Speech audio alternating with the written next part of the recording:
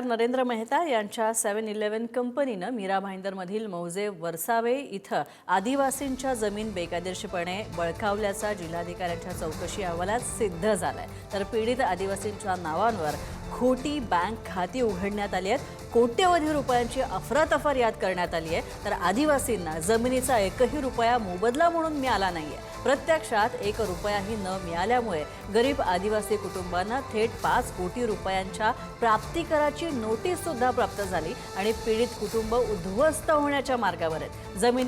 जमिनी ज्या आहेत या जमिनी गेल्यास आदिवासींना जीवे मारण्याची दमदाटी सुद्धा करण्यात यायची आणि या संदर्भात आदिवासींनी सुद्धा आरोप केले होते। तर या प्रकरणामध्ये एक पीडित आदिवासी कुटुंब संशयास्पदरित्या बेपत्ता झाल्याचं सुद्धा समजतं। सिनियर पीआय श्री राहुल पाटील यांना फोन करून सांगितलं की या आदिवासींना संरक्षण द्या।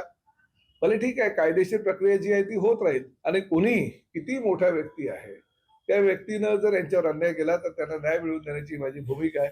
आणि त्यामुळे मी या अधिवेशनाच्या दरम्यानच महसूल मंत्र्यांना आणि गरज पडली तर माननीय मुख्यमंत्र्यांना सुद्धा विनंती करणार आहे यांच्या जमिनी यांना कशा काय लवकरात लवकर परत मिळतील आणि आपला उदरनिर्वाह त्या माध्यमातून कसे काय करतील याची जबाबदारी आता मी घेतलेली आहे आणि तसं मी त्यांना वचन दिलेलं आहे।